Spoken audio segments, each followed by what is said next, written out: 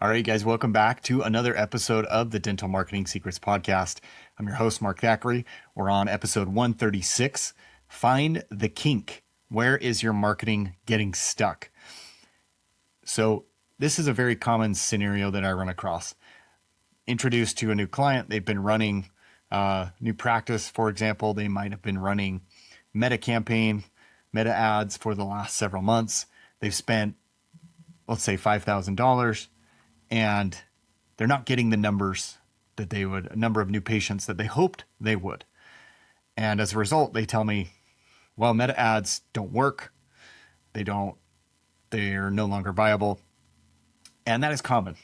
People will, they'll run it and they'll look at A to B and say, that is not working. We ran these ads. They didn't become patients. The campaign was not a success. But if you break it down, you realize that that is a pretty big stretch to say that the campaign was not successful just because you didn't get as many numbers as you initially thought. Perhaps the ads were working exactly as they were designed to do. Maybe it was the patients clicked through to the landing page, for example, but then they didn't sign up. Or maybe they did sign up and no one contacted them for 6 hours.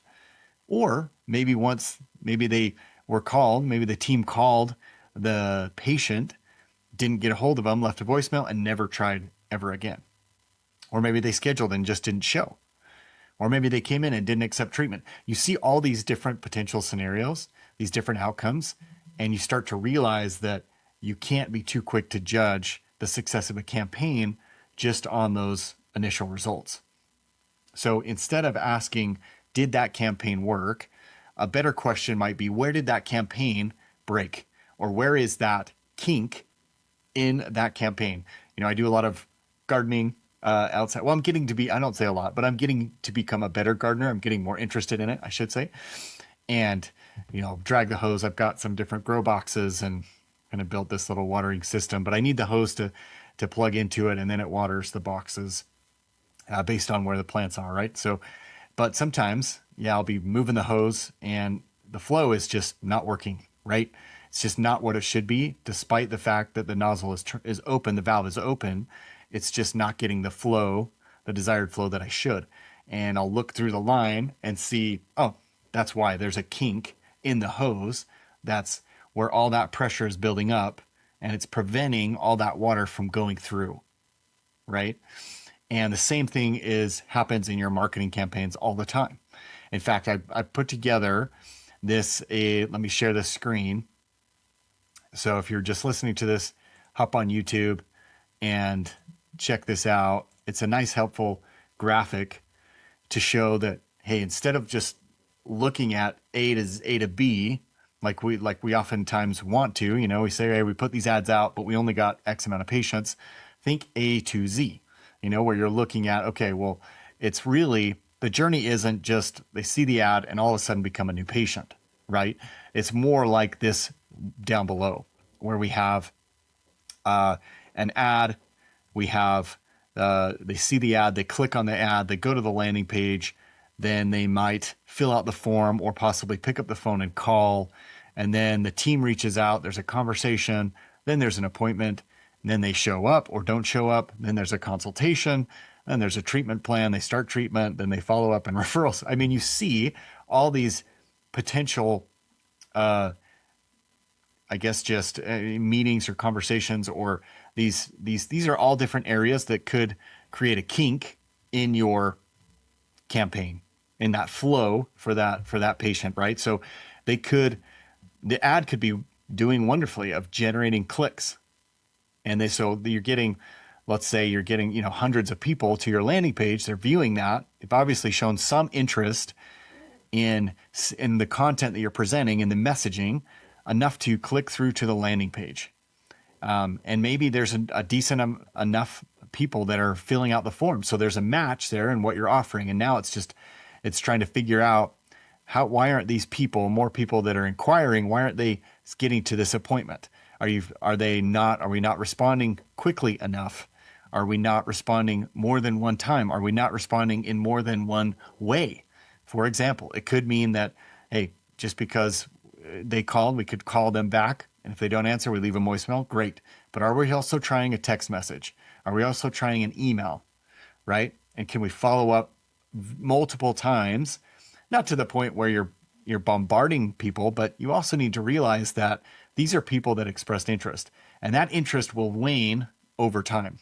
They have the big saying, strike while the iron's hot, is very applicable here. They're the ones who reached out. The longer you wait to follow up with them, the less likely they are to be to move forward, right? That heat goes away, right? The iron is no longer hot after you wait hours and hours or days and days, right? Not that doesn't mean that it cannot be rekindled. That desire can't be stirred up again, but it makes it much more difficult. So if you look at it in this format where you're just thinking step A to step B to C, C to D, D to E, and so on and so forth until you go through that whole campaign, it makes it a lot easier to evaluate the success of the campaign, right? So I'll make this available. If you want to download it, you can, but I think it's a helpful visual to see, okay, what do I need to look at? Let's look at, when you're evaluating this campaign performance, you look at click-through rate. Is that where I'd want to be as far as the percentage of people that are seeing this ad clicking through to the landing page? Do I feel good about that? Is my messaging, or is my audience, am I targeting the right people? Can I maybe make some adjustments there? Can I make it more refined so I'm reaching more of the right people, right? Is maybe the budget a problem? You see this oftentimes in Google Ads, for example, where you can see, okay, here's the number of impressions that I could potentially show up for. I'm only showing up for less than 10% of those impressions. So the challenge might be, I'm just not showing up enough for these people to pick up the phone and call, to click on my ad, or click to call or anything, or book an appointment. So it might need to be a budget adjustment. Maybe it's if you're sticking with Google Ads, it could be a keyword problem. Maybe you're showing up on the wrong keywords that might not have the right intent, or maybe they could be a competitor. It could be a branded keyword for a competitor, and you don't want to be showing up on that, and you're wasting your money, and there goes your budget. So now you're no longer available to show up on the proper keywords of people that are actually searching for your practice, or a practice like yours, or services that you provide. So it's looking at those, it's seeing those different things. And here's another example that you could look at. So if you're seeing that you are getting lots of impressions, but only a few clicks, okay, that probably suggests that your messaging is not in alignment. It means that it could mean that your messaging isn't relevant to the audience that you're serving. So you might need to adjust the headline. You might need to, and that's always a great place to start, because that's basically the ad for the ad. It's the first thing that they'll look at, first thing that they'll read. And that's really where the biggest leverage is on your content is in the headline. So if you can adjust that to one that's more compelling, more engaging, more emotionally hard-hitting, so to speak, then your chances go way up, right? It's going to get people to read more. And then you look at, well, what does my offer look like? How relevant is this to my audience that I'm targeting right now? How different is this offer from those in the industry, from my competitors? Does this stand out? It's great test to do is just take your ad, look at some of the other ads that are running, competitors, and just put them side by side and look back and try and think objectively and say, which one would I pick? If I were a patient looking for a practice or looking for this service, which one of these ads resonates the most with me? You could also, if you say they're getting to the landing page, but they're not going through and requesting an appointment. Okay, well, that could mean that you need to look at different things like the offer. It could mean, am I building enough trust? Are people coming here and they're like, I don't know if I have enough, if there's enough on here to get me to trust these people, to pick up the phone, to schedule time out of to carve out time out of my schedule to come in to an appointment that frankly I don't love doing, don't love sitting in the dental chair, being examined and evaluated and uncomfortable. there's trust that needs to be built up there. How am I doing that on my landing page? How am I building trust? How am I showing my credibility and expertise so that patients feel comfortable on that front? Maybe it's reviews. Maybe it's showing your years of experience. Maybe it's showcasing some of the work that you've done that's specific to their need. So if you are promoting, teeth alignment, if you're like orthodontic, and promoting straight teeth, and you show the different scenarios that you've helped out with, so that people can see themselves really in those situations and understand that you have the experience and expertise that can help them. So that could be before and after photos. It could be talking about the situation, articulating the problems that they're feeling, or the concerns, or the emotional baggage that comes with that. That builds credibility and builds a lot of trust. Could be, well, what if you're a young doctor? How do you overcome that when people look at you and say, man, that person looks like a child? I don't know if they have any experience, or did they just come out of high school? And so it's, how do you build that credibility? And you can do that through different ways. Through reviews is a good one. You can number of patients served. That's a good one, just because, you go to the McDonald's example, over 1 billion hamburgers served. I don't even know what it is now. It's probably a zillion or something crazy like that. I think they stopped counting because it was so astronomical. Something like that gives people an understanding of, wow, they have seen thousands of patients. Like this is not their first week on the job. Okay. Could be a financing issue. Maybe they're just so hung up on the financial part. They know they don't have insurance, or they know that their insurance won't cover it, or they are just worried that it's going to be more than they think. How do you help speak to those problems and those issues and get them comfortable enough to schedule an appointment where you can discuss that, provide them with different avenues, different possible solutions? It could be something simple too, as the technical side of your landing page. Maybe the page isn't loading fast enough. That's something that Google tracks. And so they're less likely to send people to those pages because it's a poor user experience. You got to think like Google does, in this case, or think like Meta does. They want people to have a good experience when they're showing them your ad. If they go there and it's completely incongruent with what they're searching for, that's terrible. If I'm searching for a dentist near me and I go it sends me to a plumber in the same area, I mean, that's terrible. Like, I might not use Google anymore. That could be catastrophic if we do it enough times, right? So they're looking for things that make them look good. And so if you click to a website and it takes 10 seconds to load, then patients are already done. They've already closed that tab, and they're back in Google, or they've gone back and just gone back in their browser and gone back to Google and done something different, or used a different search engine. So it's you got to think of those things too. So page speed could be one of them. It could be how it's viewed on mobile, because most of the searches nowadays, especially in the dental world, are on mobile. Does your website look good on mobile?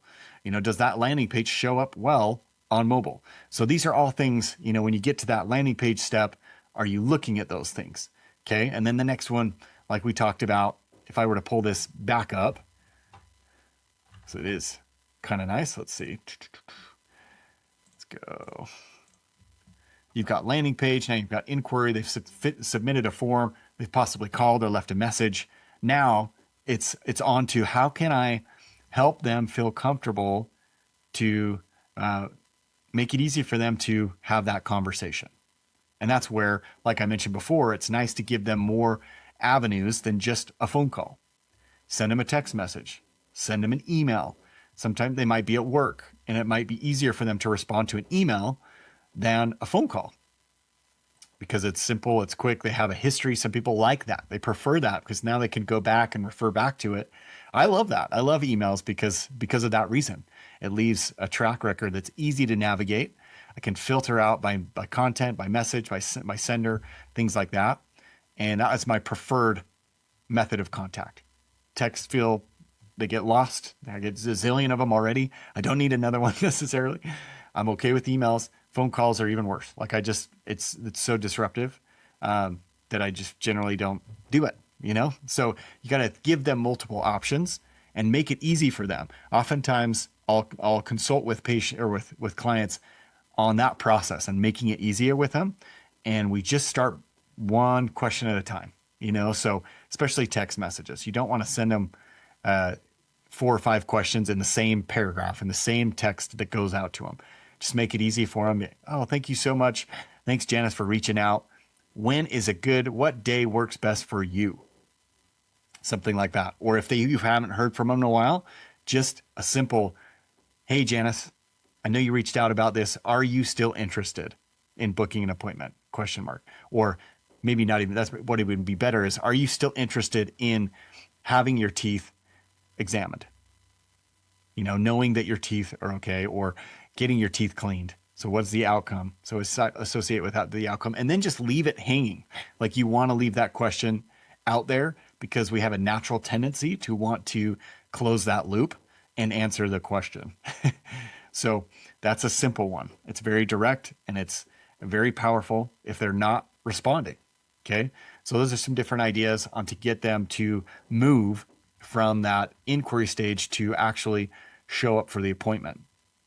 There's a few other things too, because maybe they scheduled and now they're not showing up. So you're looking at different ways to improve that. You think of, well, did something come up with their schedule? Did they just not feel comfortable enough? Maybe once you got talking to them, they felt enough. I don't want to use the word pressure, but they felt like they should schedule, even though they knew they weren't going to follow through with it. What else needed to be included in that conversation to make them feel confident enough to go forward.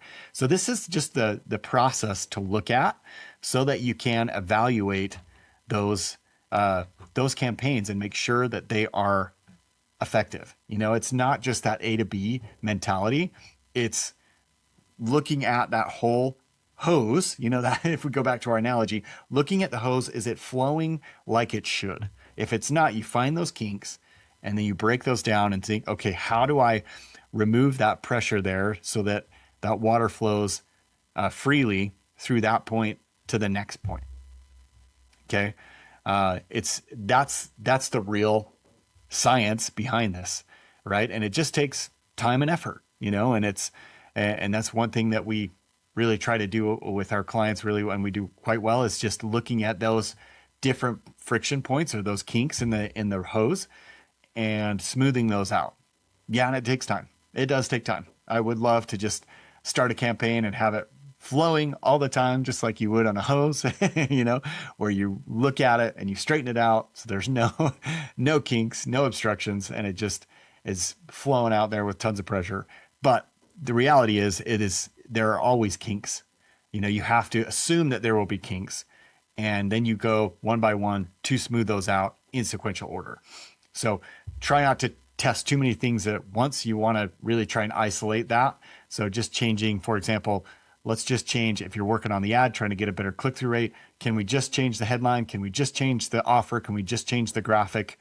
And then look at that as opposed to overhauling everything and seeing and comparing the two. So if you can, and this is where, we talked a lot about consistency.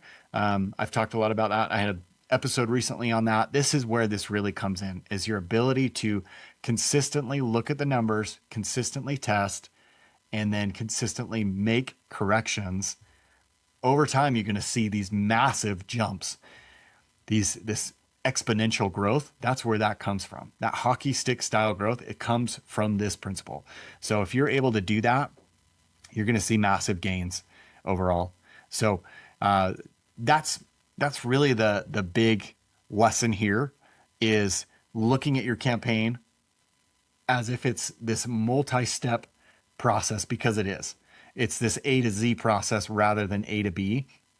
And your job is to find places where those patients hesitate, where they feel maybe confused, or they don't feel confident enough to move forward to the next step, and then try and repair that. You're trying to smooth out the hose, remove all those kinks to make it as easy as possible for them to get from A to Z.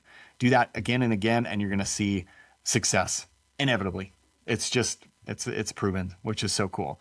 So that's the lesson today. If you have questions on that, or if you would like to have our help, smoothing out the kinks in your campaigns and making it a free-flowing journey, we would love to help you. Give us a call on it, or actually, like I mentioned, we actually focus on email. So contact my assistant, Maria. That's maria@markthackeray.com to see about scheduling a conversation. We'll look at what you're trying to do, what you've done in the past, what your goals are, and see if that's a good fit. We'll outline kind of next steps.